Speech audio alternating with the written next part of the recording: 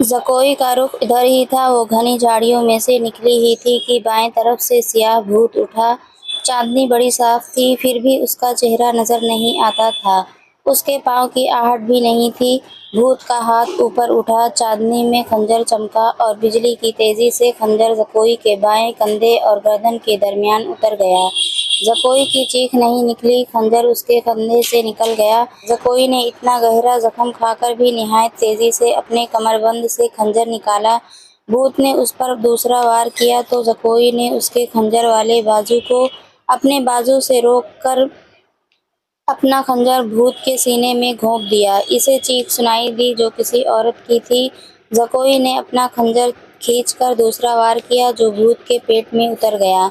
उसके साथ ही उसके अपने पहलू में खंजर लगा, लेकिन ज्यादा गहरा नहीं उतरा। भूत चकरा कर गिरा। ज़कोई ने ये नहीं देखा कि उस पर हमला करने वाला कौन था। वो दौड़ पड़ी। उसके जिस्म से खून बहुत तेजी से बह रहा था।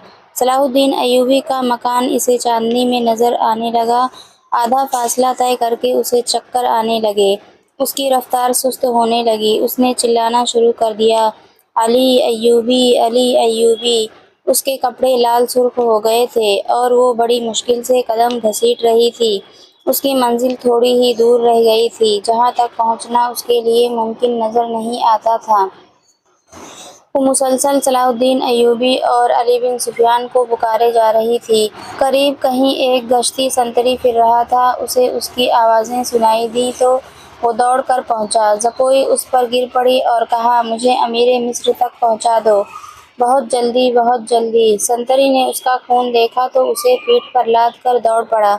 सलाहुद्दीन अय्यूबी अपने कमरे में बैठा अली बिन सुफियान से रिपोर्ट ले रहा था। उसके दो नायब भी मौजूद थे और ये रिपोर्टें कुछ अच्छी नहीं थीं। अली बिन सुफियान ने बगावत के खदशे का इजहार किया था, जिस पर गौर हो रहा था। दरबान घबराहट के आलम में अंदर आया और बताया कि एक सिपाही एक जख्मी लड़की को उठाए बाहर खड़ा है। कहता है ये लड़की अमीर मिस्र से मिलना चाहती है। ये सुनते ही अली बिन सुफियान कमान से निकले हुए तीर की तरह कमरे से निकल गया। उसके पीछे सलाहुद्दीन अय्यूबी दौड़ा। इतने में लड़की को अंदर ले आए। सलाहुद्दीन अय्यूबी ने कहा, तबीब और जर्राह को फौरन बुलाओ। लड़की को सलाहुद्दीन अय्यूबी ने अपने पलंग पर लिटा दिया। जरा सी देर में पलंग पोश खून से लाल होने लगा। किसी को ना बुलाओ, लड़की ने नहीफ आवाज में कहा, मैं अपना फर्ज अदा कर चुकी हूँ। तुम्हें जख्मी किसने किया है ज़कोई? अली बिन सुफियान ने पूछा। पहले ज़रूरी बातें सुन लो, ज़कोई ने कहा। शमाल मशरिक की तरफ सवार दौड़ा दो। दो सवार जाते नजर आएंगे। दोनों के चुग्गे बादामी रंग के हैं। एक का घोड़ा बादामी और दूसरे का सियाह है। वो ताजिर लगते हैं। उनके पास सालार नाजी का तहरीरी पैगाम है जो ईसाई बादशाह फ्रैंक को भेजा गया है। नाजी की ये सोडानी फौज बगावत करेगी। मुझे और कुछ भी मालूम नहीं। तुम्हारी सल्तनत सख्त खतरे में है। उन दो सवारों को रास्ते में पकड़ लो। तफसील उनके पास है। बोलते बोलते ज़कोई को वशी हो गई। दो तबीब आ गए। उन्होंने ज़कोई का खून बंद करने की कोशिशें शुरू कर दी। उसके मुंह में दवाइयाँ डाली, जिनके असर से वो बोलने के काबिल हो गई। वो ज़रूरी पैगाम दे चुकी थी। उसके बाद उसने दूसरी सारी बातें सुनाई। मसलन नाजी ने अदरविश के साथ क्या बातें की थी, उसे किस तरह अपने कमरे में भेज दिया गया था, नाजी का गुस्सा और भाग दौड़, दो सवारों का आना वगैरह। फिर उसने बताया कि उसे कुछ इल्म नहीं कि उस पर हमले करने वाला कौन था। वो मौका मौजू देखकर इधर ही रिपोर्ट देने के लिए आ रही थी कि पीछे से किसी ने इसे खंजर घोंप दिया।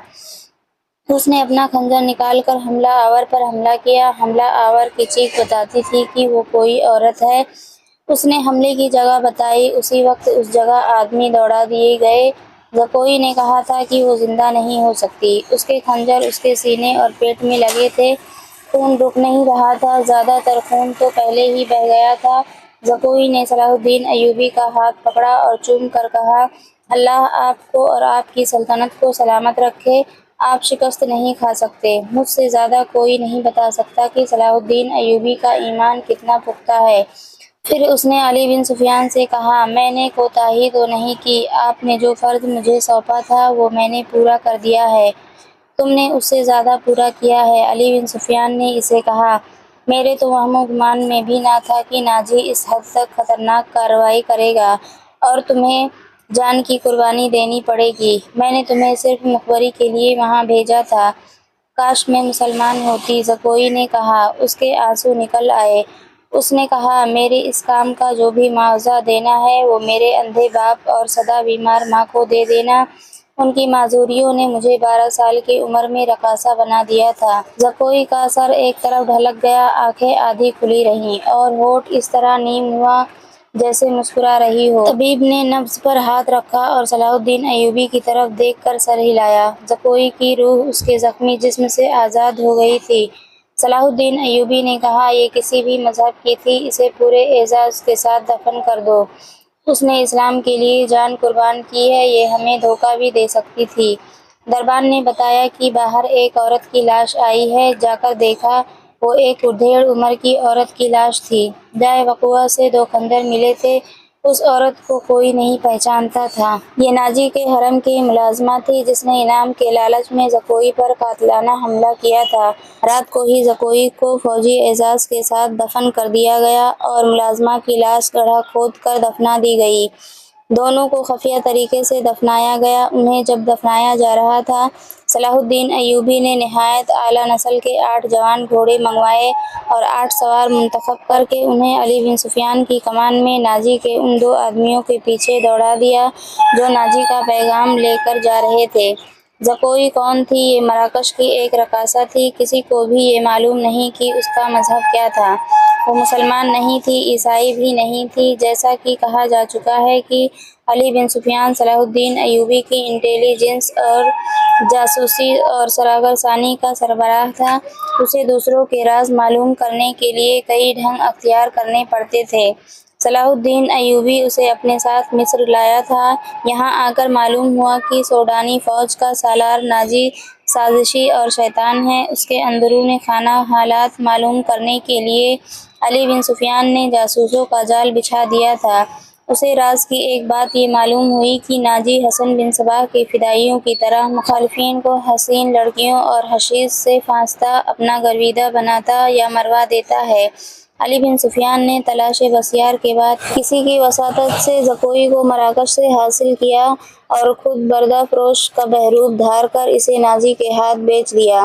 اس لڑکی میں ایسا جادو تھا کہ ناجی اسے صلاح الدین ایوبی کو پھانسنے کے لیے استعمال کرنا چاہتا تھا، مگر خود ہی اس لڑکی کے دام میں پھنس گیا۔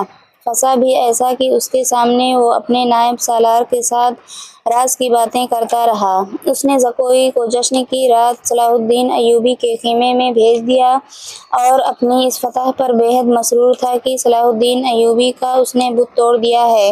اب وہ اسی لڑکی کے ہاتھوں اسے شراب بھی پلا سکے گا اور پھر اسے اپنا مرید بنا لے گا۔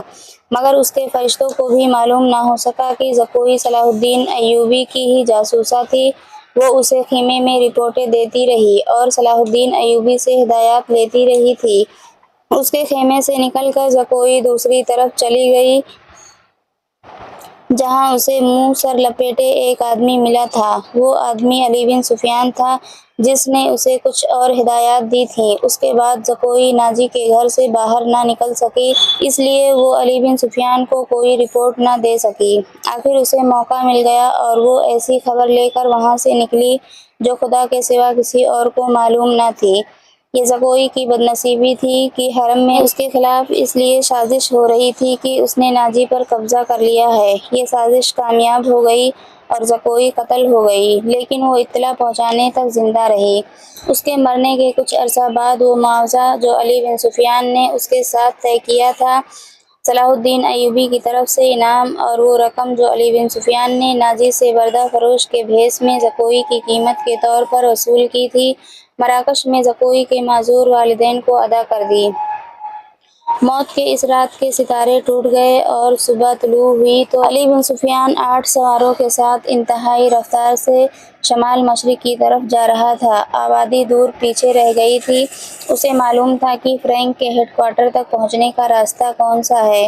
رات انہوں نے گھوڑوں کو تھوڑی دیر آرام دیا تھا۔ یہ عربی گھوڑے تھکے ہوئے بھی تازہ دم لگتے تھے۔ دور افق پر کھجور کے چند ایک درختوں میں علی کو دو گھوڑے جاتے نظر آئے۔ اس نے اپنی پارٹی کو رستہ بدلنے اور اوٹ میں ہونے کے لیے ٹیلوں کے ساتھ ساتھ ہو جانے کو کہا۔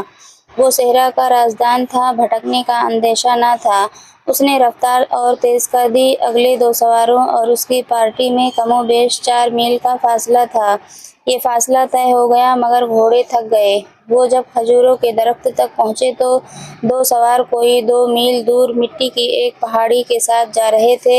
ان کے گھوڑے بھی شاید تھک گئے تھے۔ دونوں سوار اترے اور نظروں سے اوجھل ہو گئے۔ وہ پہاڑی کی اوٹ میں بیٹھ گئے ہیں، علی بن سفیان نے کہا اور راستہ بدل دیا۔